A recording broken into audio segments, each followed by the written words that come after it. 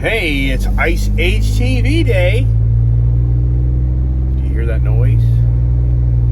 Yeah, what am I driving today, right? If you follow my videos, I've got lots of options in my life, what I want to drive each day. That's been my story, believe it or not, for probably close to 25 years. I'd say definitely 22 years that I've had a collection of a lot of vehicles. And if you watch my video, my life through whatever I called it, but the 200 vehicles of my lifetime, and I can't even find all the pictures to show all the cars, and some may call me out and go, yeah, right, you're just making this up.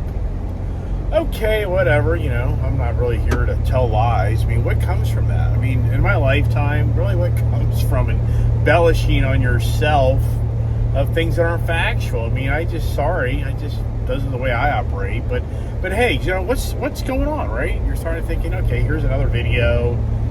What's this video about today? And you know what? I'm driving my Bronco that I just put a new exhaust on.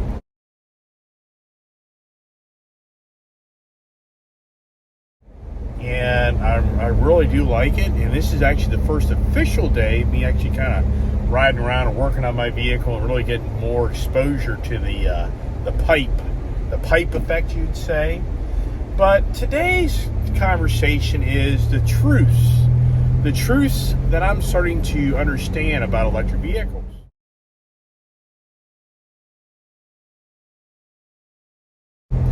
And it's not a negative video. It's not a make fun of electric vehicle video, being that I just made a huge financial commitment of buying 2 electric vehicles.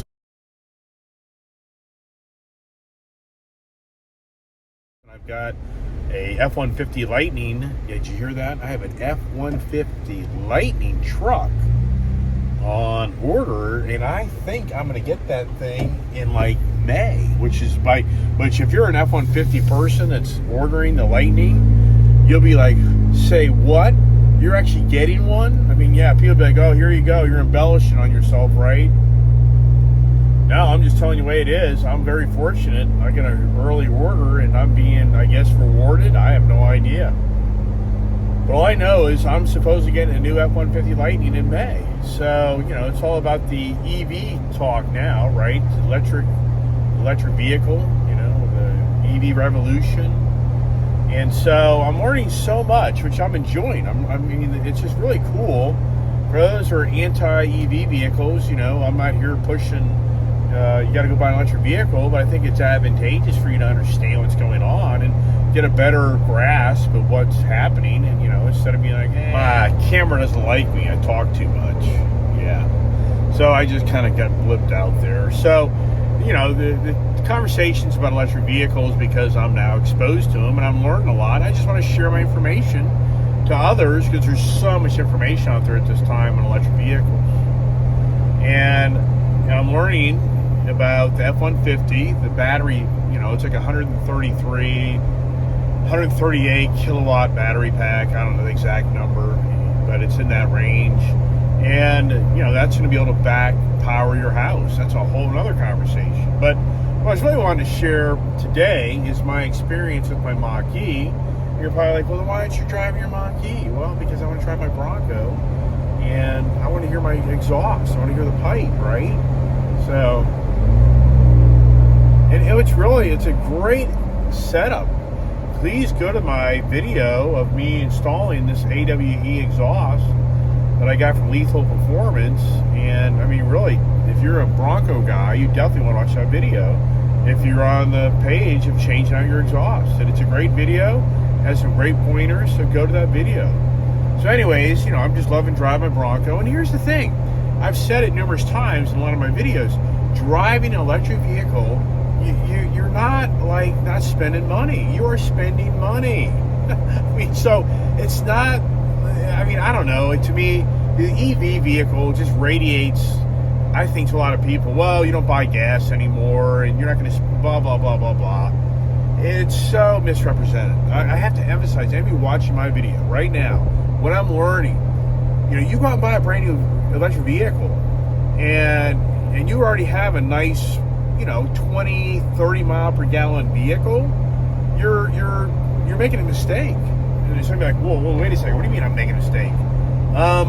If you have a vehicle that's in great shape and you really have no need to get rid of it because it's, it doesn't have any issues and it's a great car, and you're going to go sell it and buy an electric vehicle and you think you're miles ahead, you're not.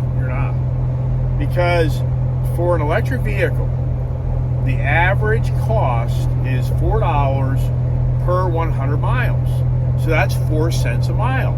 Well, if you go back to $2 gas and you have a vehicle that gets 20 to 30 miles per gallon, if you run those numbers, and I'm just going off the top of my head, I'm not even going to run numbers. I bet you're at $8, $10 every 100 miles. So my guess is you're maybe $4 to $5 ahead. Yeah, that's a $2 gas. All right, we're talking $4 gas. Okay, but it's not going to last. It's not going to last. I have been around long enough. It's not going to last. Your $3 gas is it's going to be, it's where it's going to be. So, what I'm trying to resonate to anybody watching my video right now, you buy an electric vehicle, it isn't like you're going to go from spending $150 a month in gas to spending no money on owning an electric vehicle. You're being misled. You're still going to spend money for your electric vehicle. So, and that's what I'm learning. So, to give you an example, yesterday I drove my Mach-E 107 miles on a cold day with my heated seat on, my heated steering wheel, and my temperature in my vehicle at 76 degrees. Yeah, it's nice and balmy, right? And it took 54% charge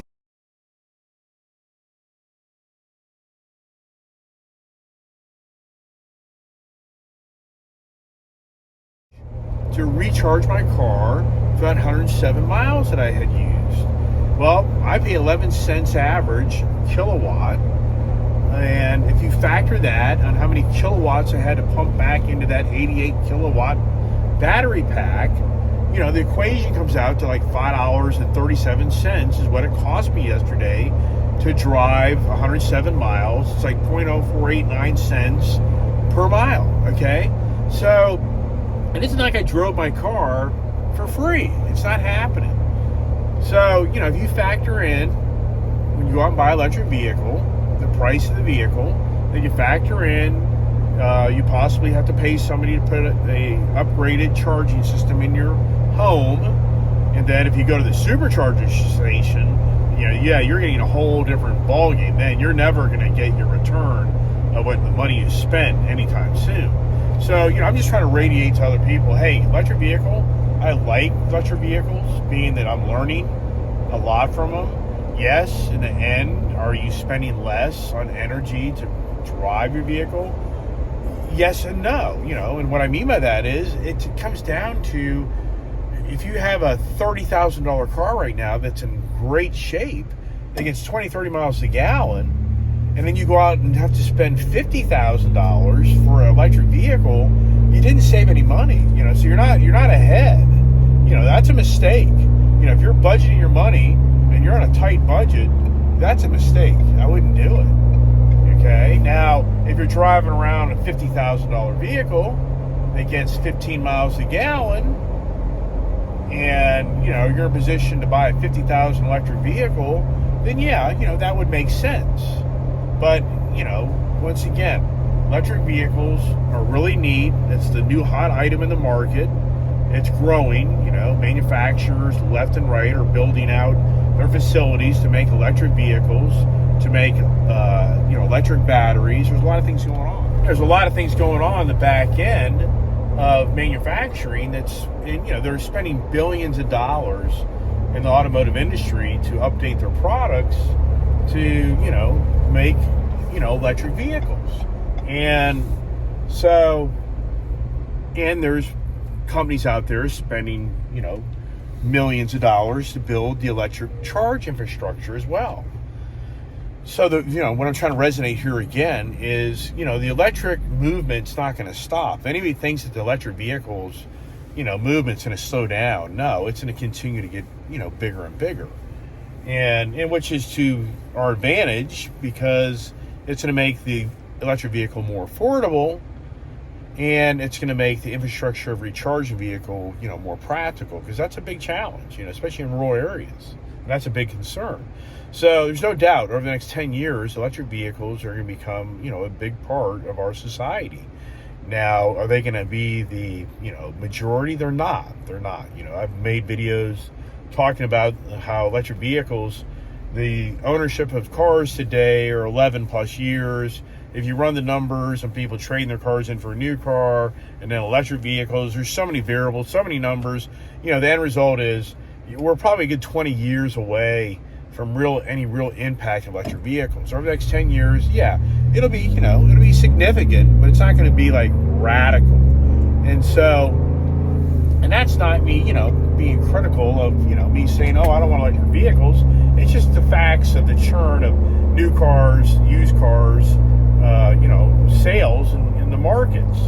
And, and as well, you're going to see a lot of technology come out with, batteries, backup batteries. You have all these solar panels that are being put on homes, but the next big thing as well will be solar panels with battery packs as your generator backup power. And that's kind of what that Ford F-150 Lightning truck is all about. I mean, there's a really great video to watch from Inside EV, a gentleman that's got a nice YouTube channel going, and he gets an interview with, I believe it's Ron O'Gorman of Ford, who's like the electrical engineer division department, overseer, or whatever you want to call him. But great video and giving a lot of information of what this F-150 vehicle is about.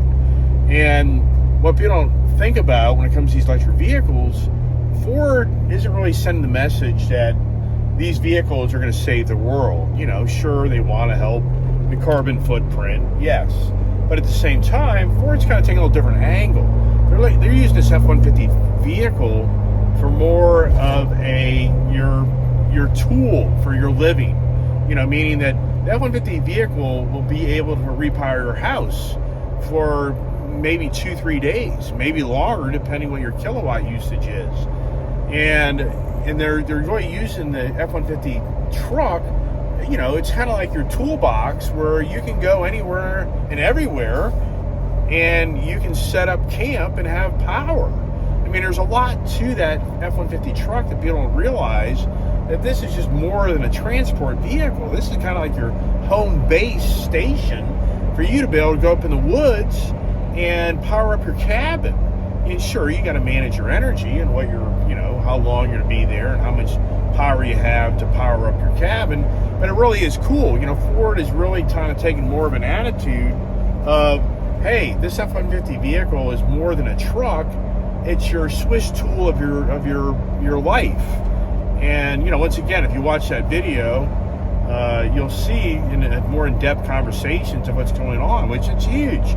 It's huge of what's going on right now with utilizing these batteries and these vehicles on a whole other level of being able to power your house, to power these charging stations. Unbeknownst to a lot of people, even me, a lot of these charging stations have battery packs in them that recharge your vehicle, meaning that these Electrify America, Tesla, they're utilizing the off-hour rates to recharge these battery packs at their stations, and they can use those to repower your car so that they're making money off of that kilowatt from you versus having to pay a higher premium kilowatt in the middle of the day to the electrical companies to power your car.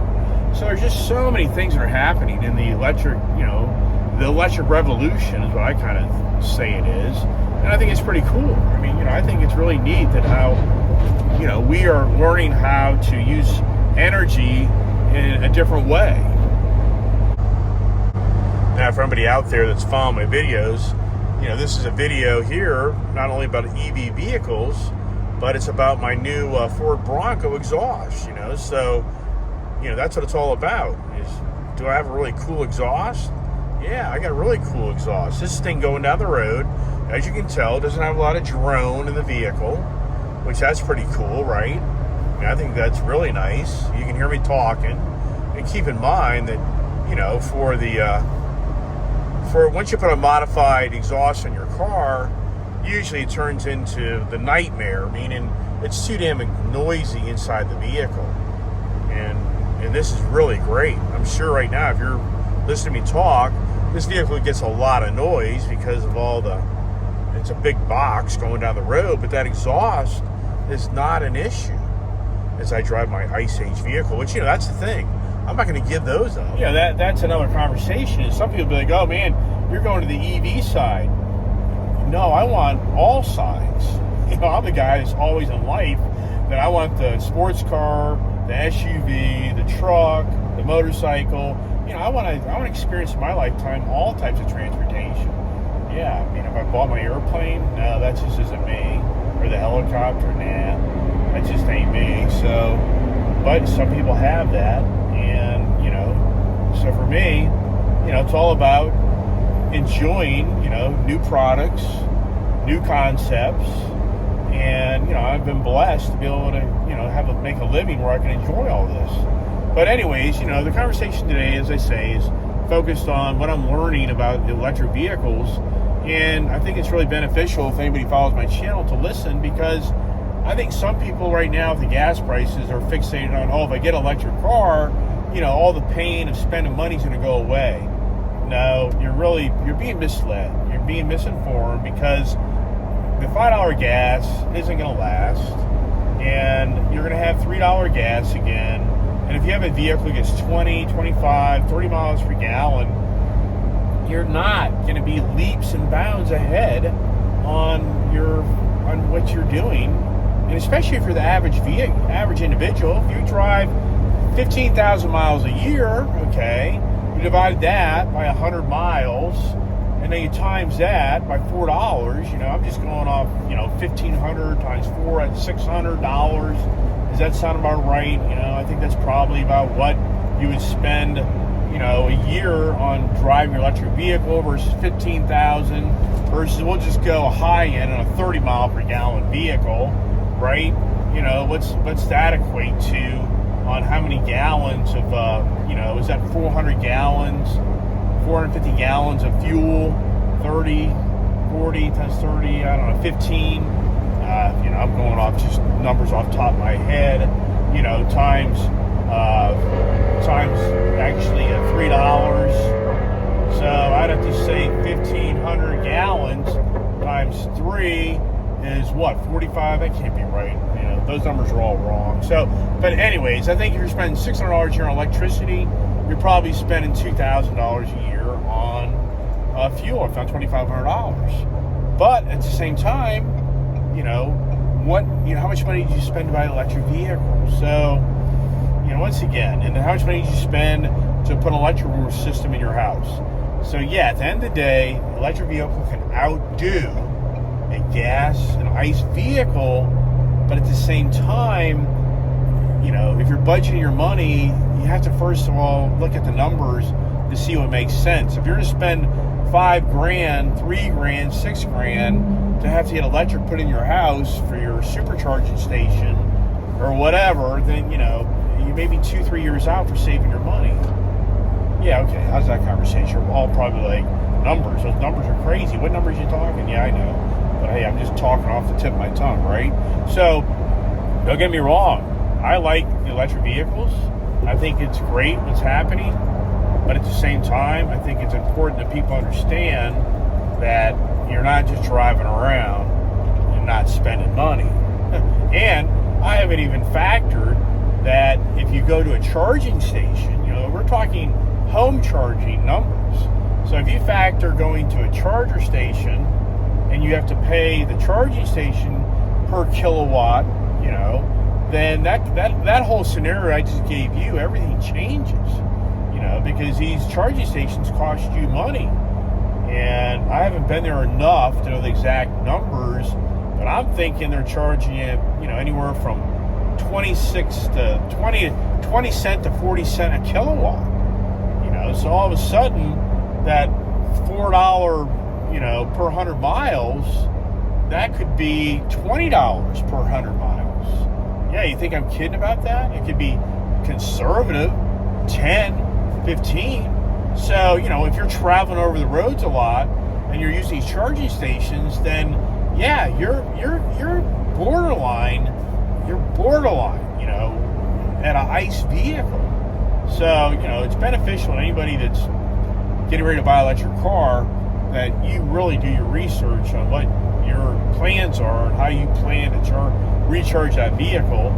And at the end of the day, if it's all about the green agenda, I think that's the wrong message, because it's not going to resolve all the world challenges.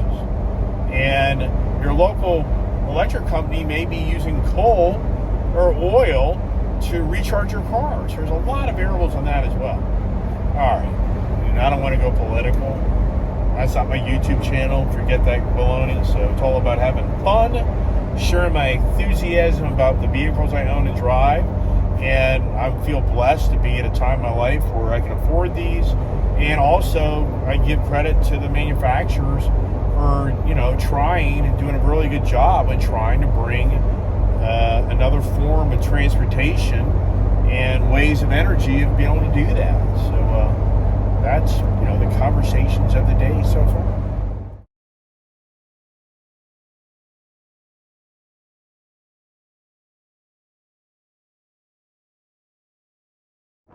All right, what are we doing now? He's revving it up. There he is. There he is. See, he can't figure out where he's doing. It's complicated.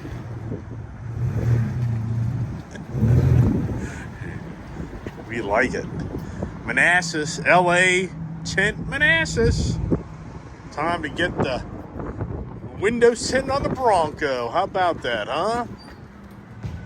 What do you think? All right, so we're going 25. Virginia's 50 legal. Oh, geez, what about the markers? Oh, we'll have to talk to the Travis man here and see what he thinks. Nothing in the back, so I don't know. What do you think? Think we should do the front marker? Is it worth it? I'm getting like, nah, I wouldn't do it.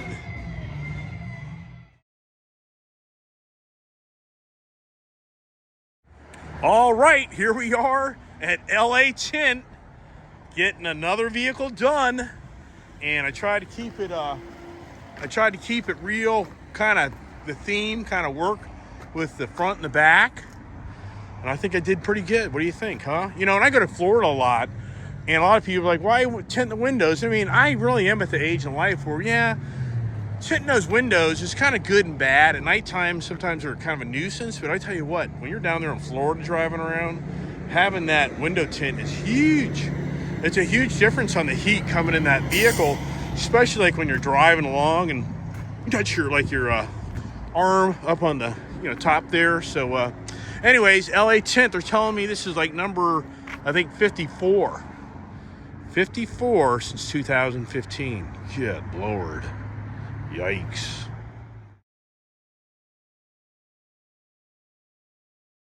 Oh, I gotta do the exhaust. Look at this. Man, I tell you what, I'm loving this exhaust.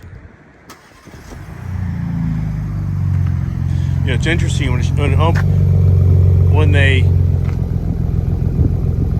started to sing up in the shop, man, you could really hear this thing rumble. All right, good enough about the rumbling, right? Wow, Skur, I just got my windows tinted out, and boy, I tell you, it really does. This vehicle is a lot darker, and I got mixed feelings as I get older about that, because I don't like riding around in dark vehicles, but I can tell you what, it does cut down the glare inside where I'm not wearing my sunglasses right now, and it's not too bad. And as you get older, for the cataracts and all, you want to wear your sunglasses more, because that can slow down the process of cataracts. That's what I do. I'm such a car guy, and I really do enjoy conversation with other car people. And when I'm out and about and doing my things, I just run into people that are car people too, and you just have really great conversations. And the reason I bring this up is back there at LA Tint, Real nice guy. Had a real beautiful new Maxima that is like a sunset orange color, and I think it's called something else. But it's just a beautiful car, blacked out. And he brought the car to the LA Tint when I was there. Unbeknownst to me, he'd already been there and left. But the back rear window, the adhesion or the film wasn't setting up properly, so he brought it back for them to actually redo that rear window. And then he and I kind of started talking, and we started talking about cars and stuff. And I'm just such a believer in life that you gotta meet people and you do things.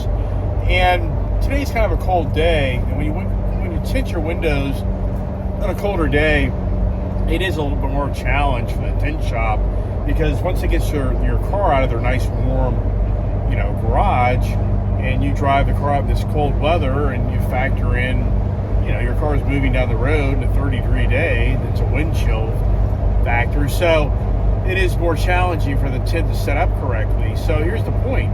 As I'm hanging out with this gentleman getting his car done and mine's getting done, we're just talking, having a good old time, and they pull my Bronco up front for me to finish and leave.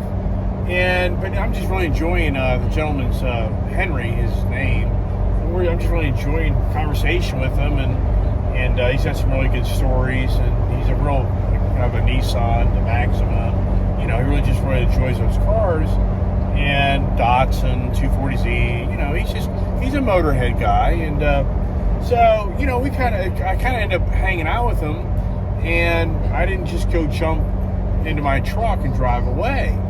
And the reason I'm bringing this up is one of the other gentlemen there at LA Tint, I was at least a 10-minute, 15-minute conversation that I'm ongoing with Henry, and my car's just sitting out front, it's ready to go, and it's sitting out in the front in the sun where I take my picture.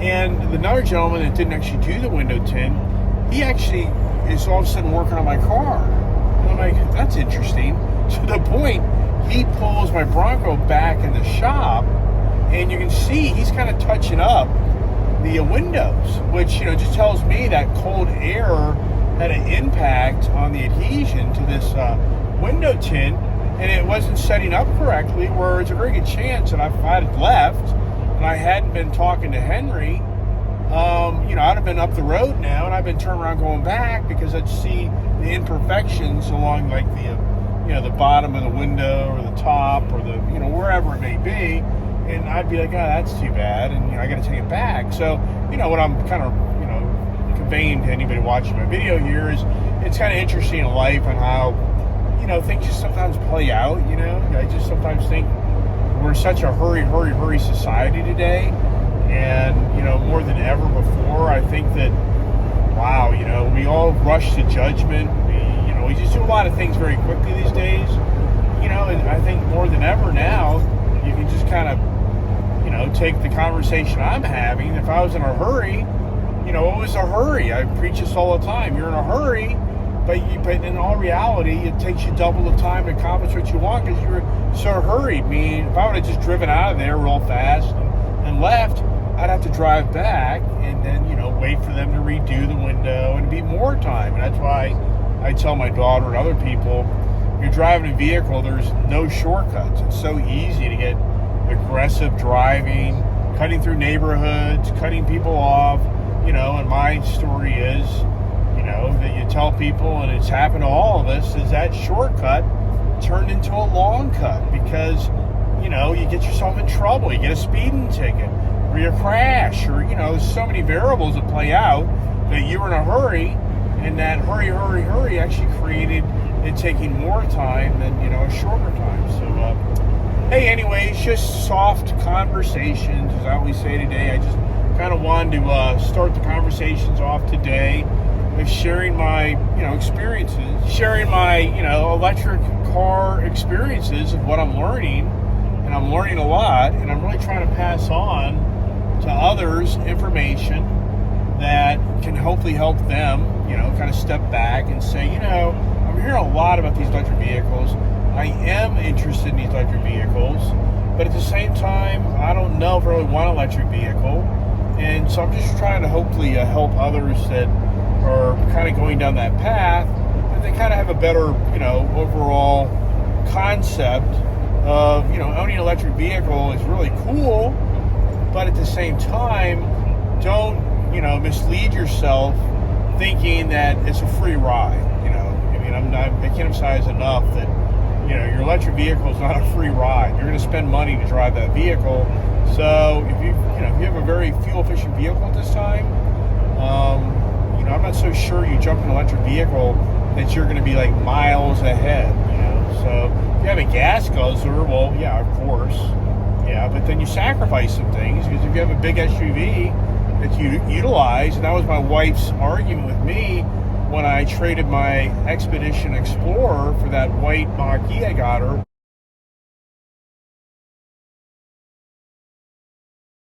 Her biggest concern was, hey, we're losing our big SUVs. We're losing our bigger vehicles. And should we want to take a big family trip? Yeah, the kid and I, the wife and the dogs. But anyways,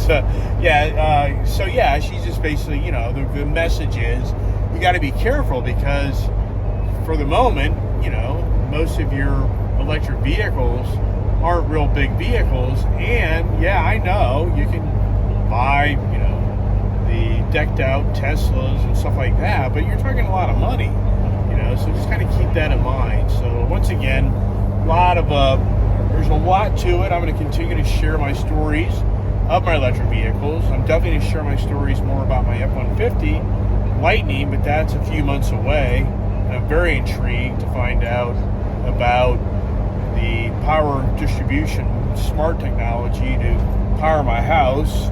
But here's a whole other thing that I haven't really talked in depth on is, if I end up having like 3 or 4 electric vehicles, I'm going to probably have to pull a whole other electric, panel into my home. Yeah, where's that conversation, right? I mean, there's a lot to learn off of this. So, anyways, hope everybody's enjoying my YouTube channel, IceHTV, which sometimes I think I better name it to EVHTV. And a lot of people be like, oh my God, don't tell me that. You're going to have an EVHTV? Hey, technology and knowledge, that's powerful. So, but anyways, hey, thanks for watching my channel. Hit subscribe if you like watching me, and I hope everybody has a safe and fun and great day. Hey, what am I doing, right? I'm going to go get some gas. Look at here. Costco's actually not that packed. So $4.49, so $4.50 a gallon. Look at this, we got the whole pack going in all at one time. How about that? Went from being dead to everybody showing up, right? So I don't know what this person is doing, but they don't know what they're doing. So how much should we buy today? Not really that, we're at half. Just figure out top her off because it's not that busy. All right, so I just spent $40 for 10 gallons. Actually, I did the $3.99 today. So, but hey, come on, man. I'll spend $40 for fun for a little while, right? Then you'd be like, no way, man. Who the hell wants to spend that type of money every day when you have an electric vehicle? Pretty cool. Now, there is one nice thing about the gas cars. Look at that. 367 miles.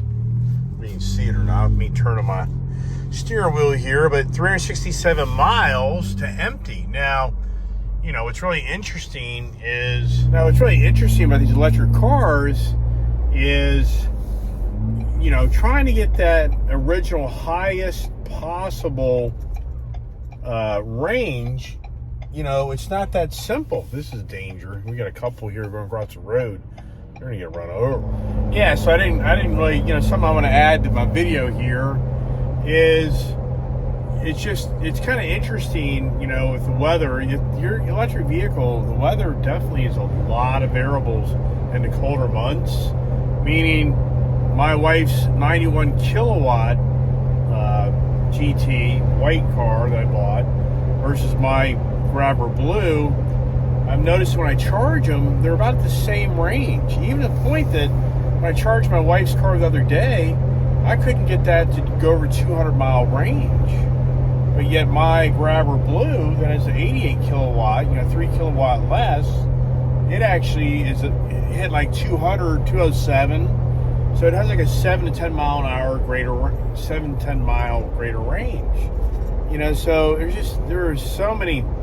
It's just really interesting, and I'm really glad I bought these electric vehicles because I really am learning a lot, and I can only hope as time goes on that I can really share the reality of what's going on. And and once again, it's not a video about me being critical of the electric vehicle. It's videos about what you can expect, and the things I haven't really talked about in my other videos. I sat on the sidelines for a while of electric vehicles because I was really on the page of the 300 mile vehicle. To me, would be the better vehicle to get.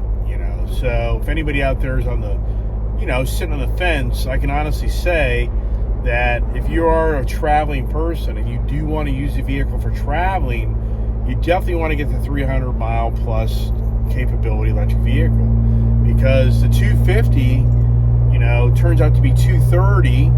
The 230 ends up being about 200 with the temperature variances. And then, as I've mentioned before, once you're on the road and you're charging your vehicles, you're kind of capped at 80% of range capacity. So, that 200 mile vehicle really is a 160 mile range vehicle in real world driving. And then the 300 mile vehicle is really, 240 mile, real world driving. And that's a huge thing when you start punching in to drive the vehicle and go places, because of the limited, resources for these charging stations. So you're forced to, pull off and charge your car when you still maybe have 100 miles or 80 miles of range left. But since the charging stations are so, Spartan in the infrastructure still, especially on the East Coast, I wouldn't say that so much on the West Coast, but, especially California, but in this area in the East Coast, so, you have to make a lot of stops because it's too risky once you go by that charging station that you may not make it to the next one. So that's a whole other variable that people don't understand is, if you want to go from here to Florida, you're going to stop 11 times, if not more, because of what I just talked about, So as time progresses and, the more common 300 mile, battery car, electric vehicle, kind of is more the dominant vehicle, and as more charging stations are more prevalent, then, then the variable starts to change.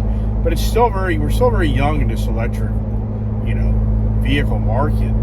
It's still a very small percentage of people owning them. So, we're on the learning curve, and I'm part of that, and I get all that. So anyways, just a little add-on here to my video, and I'm going to wrap it up here. And once again, I hope everybody's enjoyed my video, and please hit subscribe if you can, and I'm going to continue to publish videos to hopefully give you more information that helps you to evaluate your own situation and what makes sense. Everybody have a great day.